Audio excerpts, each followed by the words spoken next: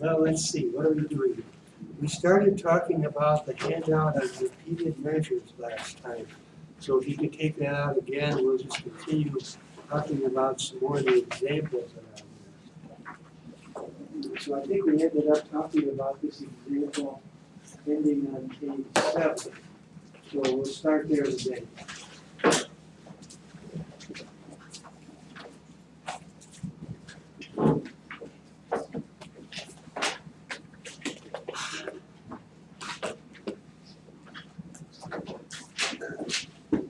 There's an example 4 that begins at the bottom of this page that we'll start with today.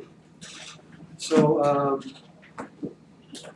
I put a little warning here. This is an important situation. It comes up a lot in repeated measurement studies. So here's a situation where we have 3 groups of subjects. Factor A is the group. And each contains 7 people. They threw a baseball, and the velocity of the baseball was measured. The velocities were measured before and after training program. So this kind of scenario is pretty typical in social science research, especially where they want to check out for a number of different people whether things are better before or after. So they have measurements before on some people, and then they let the people be their own control, basically. They measure the people again after and try to check the difference and see what's going on. So we talked about repeated measurement designs where we measured some subject, say repeatedly over time, for example. This example has only 2 time periods. Just a before and an after. So it's a very simple kind of situation in that sense. Let's take a look at the data on the next page.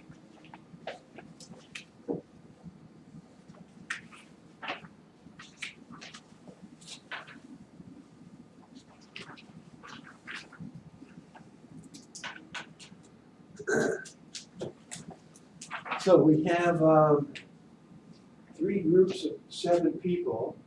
Here they are, and the difference between the groups is that they have different training programs. So they're somehow training these people to throw a baseball faster. So we have 3 groups from 3 different training programs, and we really like to know which of these is best. So we have 21 subjects. 7 subjects are in group 1, different 7 subjects are in group 2, and the different 7 subjects are in group 3. So notice, although the labeling is 1 through 7, there are really 21 different subjects in this experiment. So here's their speeds before, here's their speeds after. I hope some of the after numbers are higher than some of the before numbers. We'll see. So anyway, this is the kind of data that we have when we use this as a repeated measurement experiment because these subjects are going to be measured twice, here and here. So now I'm going to fiddle around with Minitab a little bit. Basically what I want to do is to stack these 2 columns into a single column. So the way I did it was to stack, see 1, 2, 3, here's 1, 2, 3. On top of 1, 2, 4, 1, 2, 4, and store the result in these new columns, 5 through 7. So that just stacked these observations up. So effectively, these numbers on the speeds are all in a single column. And then I'm carrying along these other columns to give the right designations there. So then I set a new column C8 to be 1, 2, 21 times. So that's going to do, let's see, how does that go again?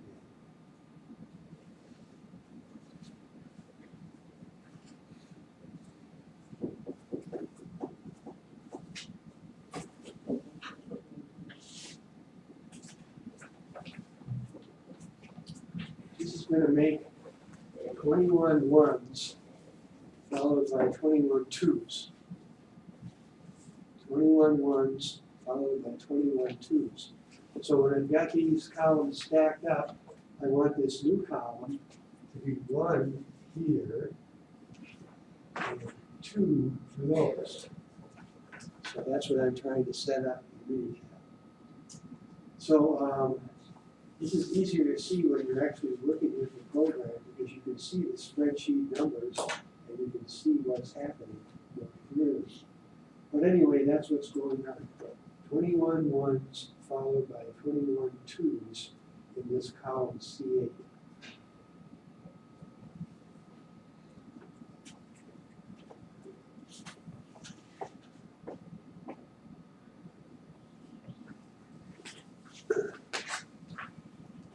Well, one of the things we did with earlier repeated measurement data was to look at these covariances, but it doesn't really help us out in here because there's only two variables, and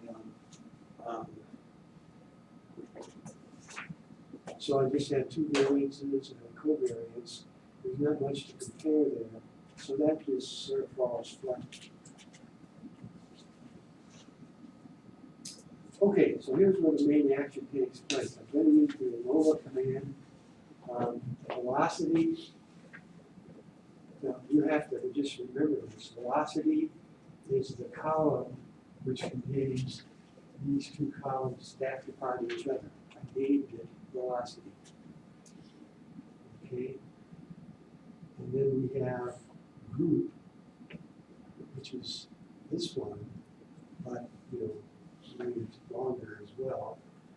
And then we have subject, which is this one.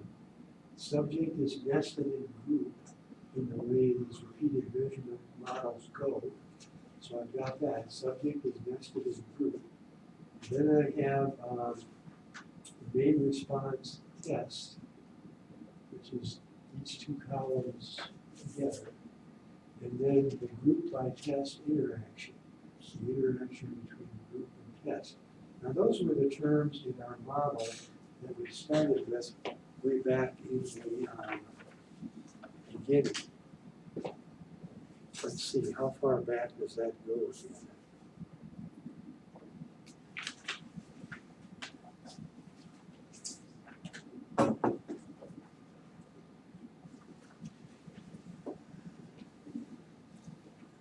Here, I guess I'm looking at this model on page 5, which is called the two-factor problem. Two-factor problem. And so here it is, overall constant. Then there's the subject nested in factor A, and then there's factor A, there's factor B, A-B interaction. So these are the terms in our standard model for 2 factors.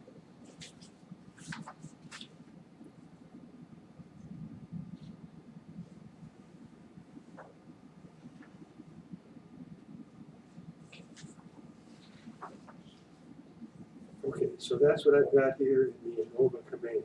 Those are the pieces. So I also said subjects are going to be random. That's pretty common in repeated measurements design. I'm going to use the restricted model, and I'll have to talk about this a little bit along the way here today, because we always had the option of using either the restricted or the unrestricted model in a mixed model. And so here I said use the restricted model, which is the model with all the extra funny summation side conditions on the random variables.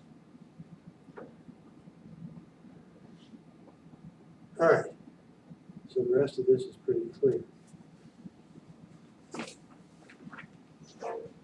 So the first main thing that comes out is the analysis of variance table, and it's not very interesting. Everything is hugely significant, except for the top one. We have huge F statistics, very small p-values. Everything is significant. The group by test interaction, significant. The test, significant. The subjects within groups, significant. So anyway, that's what we see with the crude overall testing. Everything pretty much is significant. then here's a little bit of a report on the expected mean squares and the denominators that are used for the error terms and the F statistics. For example, when we look at these expected mean squares, if we were to test this one, we would use 5 for the denominator. This one, 5 for the denominator. This one, 5 for the denominator. And that's what it says right here it did. But when we want to test this top one, the group, which is presumably maybe the most important variable in our list, because the whole point of doing this kind of a study would be to see whether the different training programs would give us different results. So that's the group variable. We have 3 different groups, 3 different training programs. And I would think the main purpose of the study would be to check whether there was any difference there between those 3 groups. So this is the most important test, I think, in the list. And so we look at the expected mean square. We try to find an appropriate denominator. So we're looking for something that has that. And there it is right there. And so that's what it said it did. It used 2 as a denominator of this F statistic. And if you look at the numbers up here, 13, 13, if this is the denominator for that mean square, dividing those out would be about 1. So it looks like that's what it did.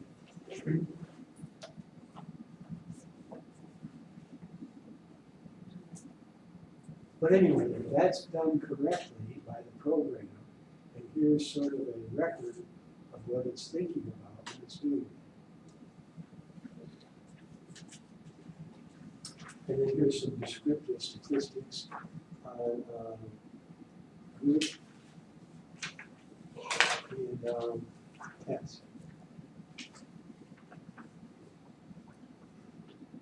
Now, I called for these descriptive statistics in the initial command because I thought if we had found something significant there in the group, when I got to this point, I would want to do some kind of follow-up study of what are the differences like. But in this data set, we look at the conclusion about a group, we find no difference between the groups, and so I don't really have any interest in looking at these means. I've already concluded that, statistically speaking, these are equal. So I don't really need to use these means for any, for example, pairwise confidence intervals or something like that, which I'm ready to do, but I don't need to do it because of the non-significance of this group. Don't you really want to have look at tests though, because test is velocity before and velocity after. Well, that's a good point. Let me think about that a moment.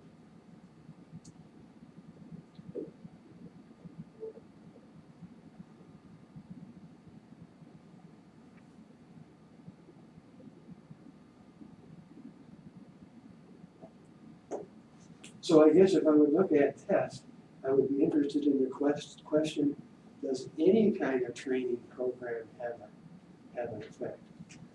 Not comparing the 3 particular training programs against each other, but just does any training program have an effect? This is going to compare before versus after, sort of lumping together all 3 training programs, right? So yeah, that would be of some interest, I guess. And we're seeing that we have a higher mean after than before, so there's some value in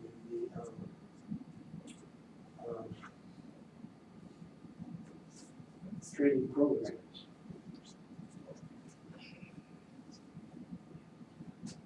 Now, I started to get worried in doing this one of mini tab as to the effect of whether I'm using the restricted model or the unrestricted model.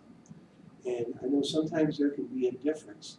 So this mini tab model, if we go back and look at where it started, here, uses the restricted model. Okay? So now I want to take the same data and run the same command, but now unrestricted model. Okay? So that's my choice here. And so this output is pretty much the same as what we saw. If you look at the ANOVA table down here at the bottom of the page, maybe at the F statistics in particular, they're identical to the F statistics that are up here at the top of the page. So there's no change in the F statistics depending on whether we use the restricted or the unrestricted choice.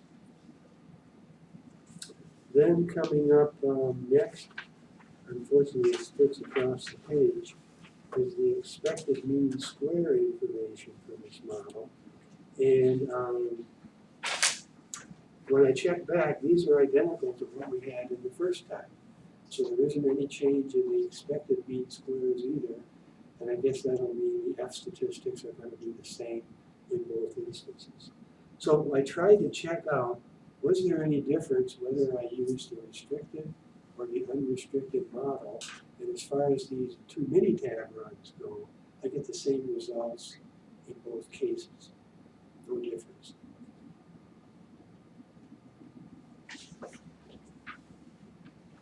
Okay, so here's another example that's kind of simple to describe. We have this response, which is sort of biologically oriented. CO2 evolution from microbial activity in soil.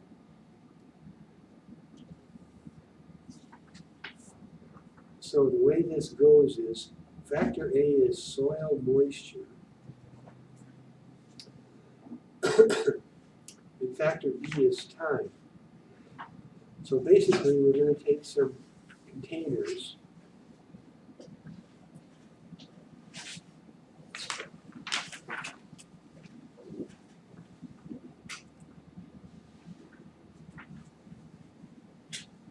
like that, and at random we're going to select 3 of these to get A equals 0. Then at random we're going to select to 0.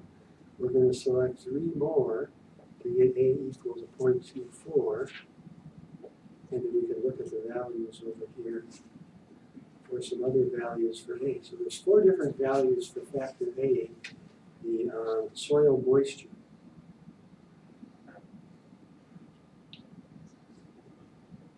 And we have 3 containers at each of those soil moistures, and they were selected at random. Okay, so these containers are actually the subjects. They're not people. The containers themselves are the subject, and we're going to repeatedly measure these subjects over time. And so we get B1, B2, B3, B4 as to the time, 2 days, 4 days, 6 days, 8 days. So after 2 days, we do our measurement of each of the containers and get a number. Then after 4 days, we again repeat our measurements and get a measurement for each of the containers. And so forth at the 6th day, and so forth at the 8th day. So you can see what's happening here is that each container is getting 4 measurements. For example, that container is getting those 4 measurements.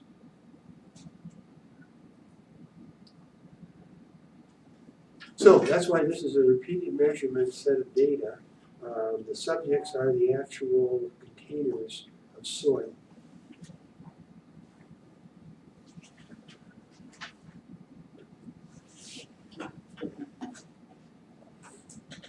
So I tried the covariance view on the 4 different measurements. I named them day 2, day 4, day 6, day 8. And here's the covariance matrix. Now when I look at this, I'm supposed to be looking at the diagonal elements, these are the variances, and checking whether they're all similar in size. And reasonably so, I guess I would say yes. Then I'm supposed to look at the off-diagonal elements and ask, are they similar in size? They're there's more differences there, but I would say close enough, they're similar in size. So overall, I'm inspecting this variance covariance matrix. I said, looks okay to me.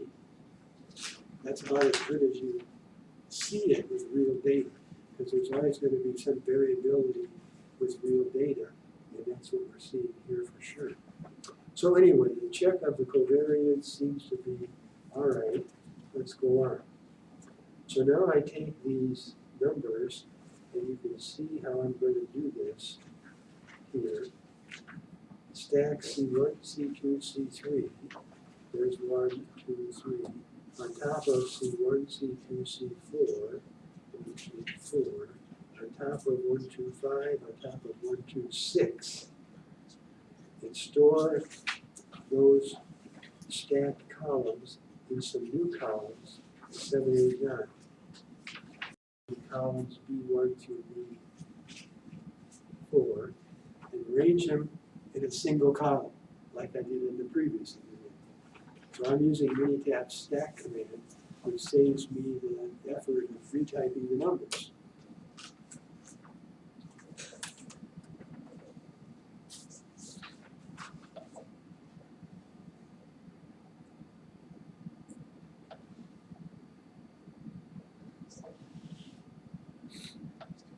Then I'm going to set up a new column here, 1, 2, 3, 4, parentheses 12. So this is going to have 12 ones, followed by 12 twos, followed by 12 threes, followed by 12 fours. What's that trying to be? That's a variable that's indicating factor B. It's going to be 1 for these responses.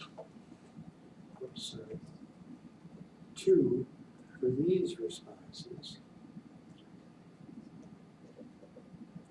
3 for those responses, and 4 for finally those responses. So I'm setting up a single column that I could call factor B. All right, so I got all that set up. Now you can visualize it in Minitab. I've named these columns with something that would have a reasonable interpretation. And so when I use the menu in Minitab, it's going to take those column names. So it's going to say ANOVA CO2, that's the response, equals moisture, that's factor A. Then it's going to do subject nested in moisture, which it is. Then we're going to do time, which is factor B. Then moisture times time, A times B interaction. So there's our standard model again. And you noticed in the subcommand here, it says restrict. So I'm telling the program, use the restricted model. Okay. So here's what we get.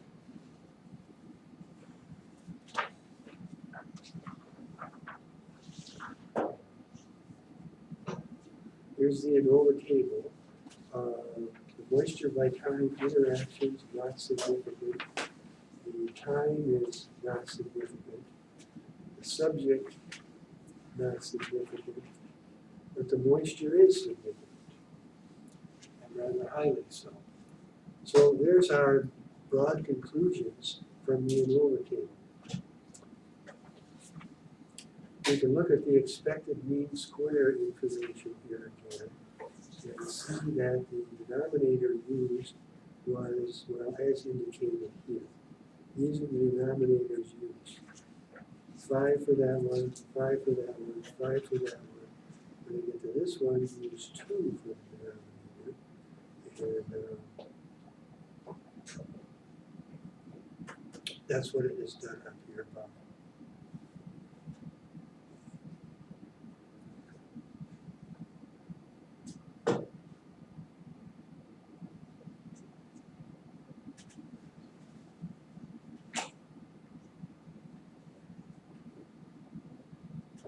So I made some plots of the data, which helps to understand what's going on a little better. The first plot is a plot of the response over time. So this is 1, 2, 3, 4. This is time what, 2, 4, 6, 8 days, as I recall. So anyway, 1, 2, 3, 4 for time. Here's the plot. So what do we see when we look at this plot? It looks like it tends to go up a little bit, hold about there, and then come down a little bit. Now, whether that appearance that I'm just seeing by eye is statistically significant or not, I don't know until I check these pairwise differences out with some kind of perhaps Tukey pairwise confidence interval. So there's a job that could be done to see whether what my eye is seeing is actually statistically significant. Then we look at the second plot, which is moisture. And this is really weird. First of all, it raises a question, why did they use 0 as a moisture level? That doesn't sound anything similar to the other values for moisture. Why was it in the experiment? Is it sort of like a benchmark? We're trying to compare the others against 0 moisture? I don't know. Another question that comes to mind is, why are these 3 levels of moisture so far away from 0? There's 0, but I think this was 0.24, 0.26, 0.28. Why those 3 values? Why so far away from 0? Well, hopefully the scientists had an idea as to what they were doing. I don't know what it is. It just looks kind of weird. When we look at the plot, it also looks kind of weird. You see this rather high spike here, and then it goes way down to the next 2. Well, there's probably some biological reason for that, which I don't know.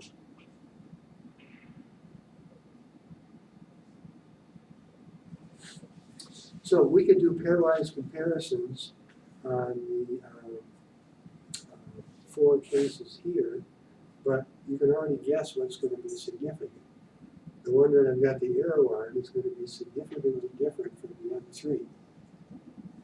And then the other 3 are all going to be equal.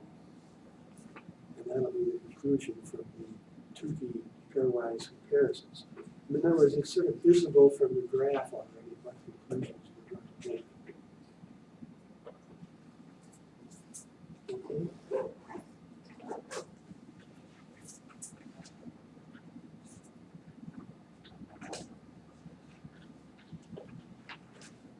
All right, so there's an example where the subjects are barrels of soil. A little unusual, anyway.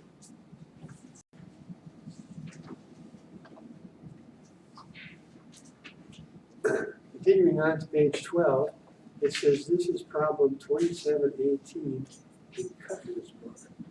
Now, I have a short description here. Let's see if I can look up 2718 and put it on the screen. 26.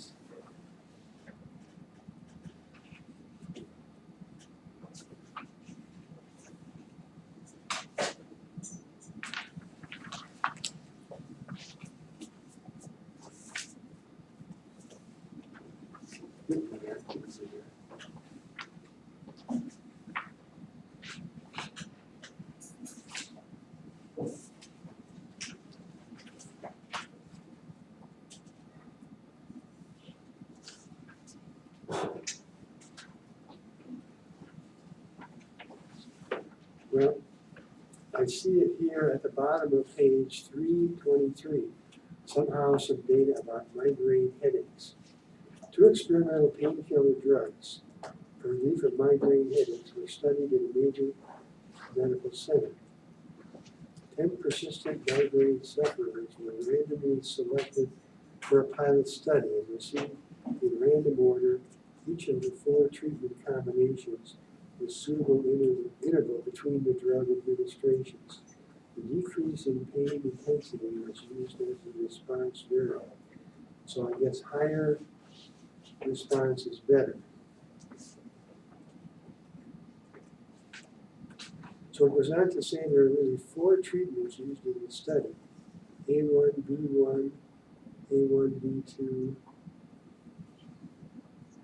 A2B1 in front of the A2B2. Let's look at the data on the following page to make that a little clearer. So here's what the data looks like. We have 10 people. I don't know why they skipped those ones in the middle. They didn't save a whole lot of space by doing that. But anyway, I had to go to the website to get the actual data complete. It's not here. But anyway, we have these two factors, A1, A2, and then B1, B2, and there's B1, B2. And so for each of these subjects, there's 4 different treatment combinations. The first number here, the 1.6, is when they used first drug equal 1, second drug equal 1, A1, A1. And it is labeled, I think, well enough as you go down the columns. So each person is measured repeatedly. Here's a repeated measurement situation again. We have multiple measurements on the same person.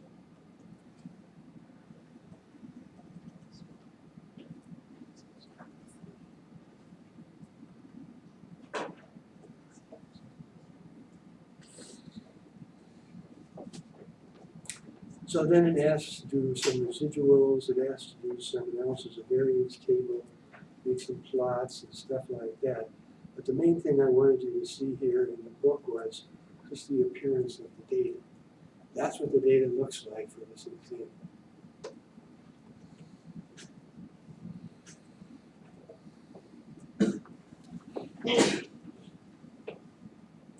So here's the way I type in the data in Minitab columns.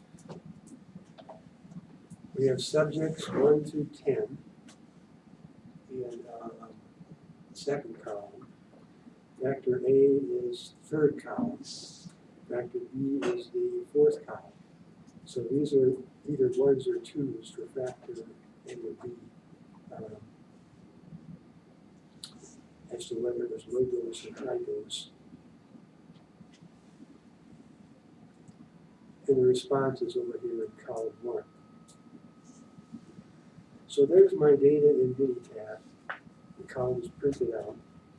The note at the bottom says, the following GLM uses the unrestricted model. For the restricted model, you have to use the choice in the Minitab menus, balanced ANOVA. If you use GLM as your choice in the Minitab menus, there's no checkbox for restricted or unrestricted model. You've got to go to the ANOVA command in Minitab to see that checkbox. So this is going to use the unrestricted model. And so here's the Minitab command that was generated by the menu. We have subject, and we have A, B interaction, subject by A interaction, subject by B interaction. So this is a new model for us here. We haven't run across this model before. We don't see any nesting, for example, here, do we? Which we saw in our earlier example routes.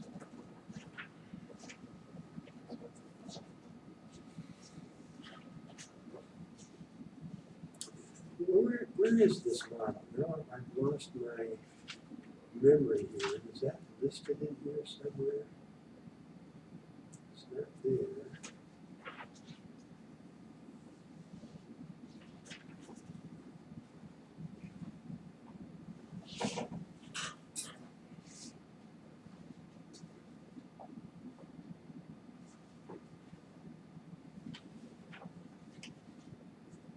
Well, this problem about the soil microbial activity has 2 factors in it, A and B, right? And so when I use the Minitab command, I have this nesting going on in here. Subject is nested in moisture. Now, why don't I do that same kind of thing in this example?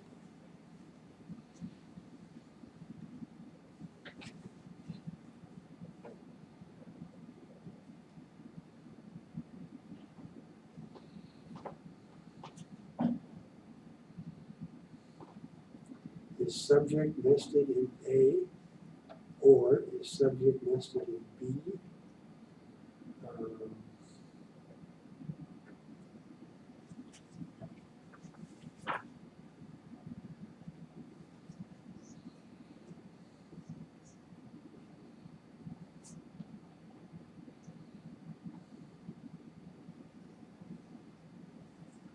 I don't see it. I think it's more of a cross. Each subject is running against each level of factor A and against each level of factor B. So there's more of a crossing going on here than there was in the previous example. So that shows up here in my command for the model where I use subject, not nested, AB interaction, subject by A interaction, subject by B interaction. Subject is random, and there's no line here about the restricted or unrestricted business going on. So let's see. Here's the ANOVA table. A lot of things are significant here. There's an X on the subject line, which is the flag in Minitab that's telling us that's not a true F test, right? It's a pseudo F test. More information is below. So we look below and we start to see the expected mean squares, and we look at this and we see the proper denominators would be, for these bottom two interactions, it would be the error of 7. For the next one, it would be the error of 7 for the interaction. And for the next one, for B, it would be the subject by B interaction as the proper denominator. And for testing A, it would be the subject by A interaction as the proper denominator. And those are quick to spot, and that's what it says here when it says here's the denominators that we use, 7, 7, 7, 6, 5. But when it comes to the subject denominator, it's got this combination, 5 plus 6 minus 7. And if you go back to these expected mean squares and you try 5 plus 6 minus 7, you get the right thing for the denominator that you want for testing subjects. That's not a full integer, but what's going on there is instead of the approximation to degrees of freedom. That's what it came up to be.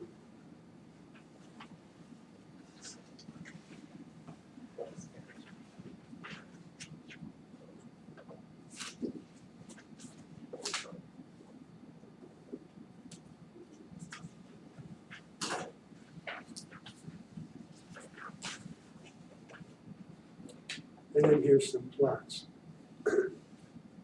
Here's a plot of the A-B interaction. Looks fairly parallel, right? What was the test result? I forgot. On the A-B interaction, the test result was a p-value of 0.8 something, so it's not significant. There's no significant A-B interaction, and that's borne out by the plot as well. Then we plot A against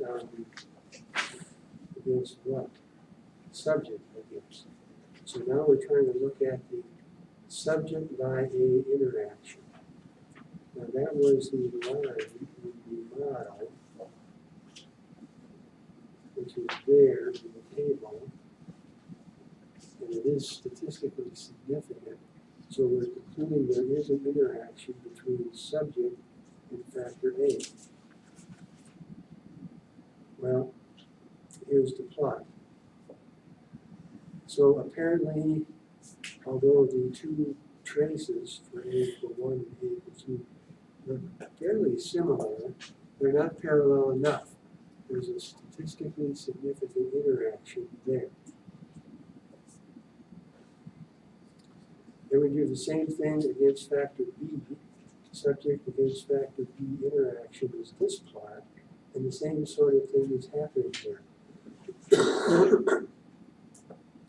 There's a similar pattern, both when B is 1 and B is 2, but they're not, what should I say, perfectly parallel. And that deviation from parallelness is what's causing the significant interaction between B and subject.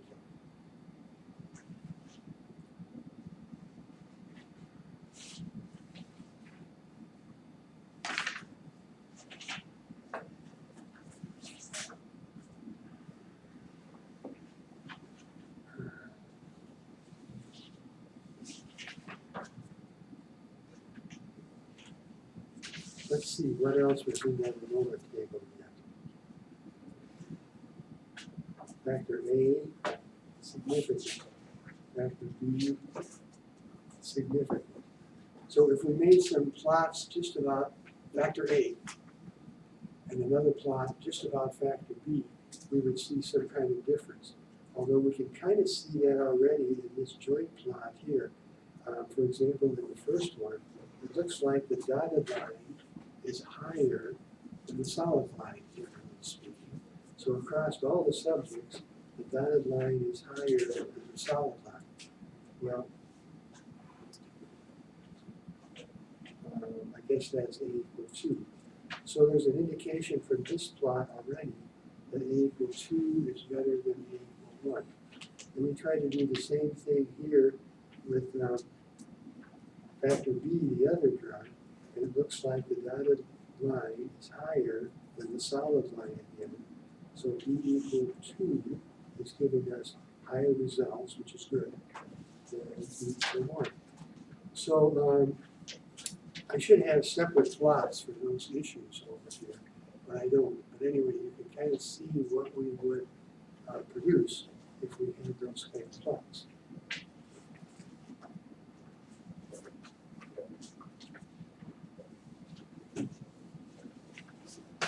So in the ANOVA table, when we were finding factor A was significant, that means it matters whether we're using A equal 1 or A equal 2. Factor B is significant. That means it matters whether we're using B equal 1 versus B equal 2. Well, we should do another step or two, maybe to find some confidence interval for a difference so we can measure quantitatively how much of a value there is in the difference between those two dosages of the drugs. So I don't have that here, notice. That's kind of a lack of this page example, but just indicating that that's something that should be done to further expand the conclusion.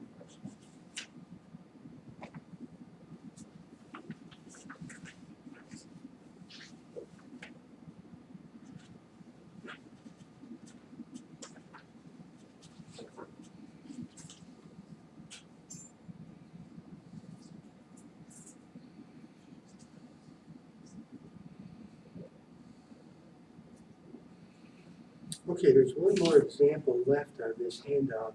Let's save that for next class and stop here for today. Okay?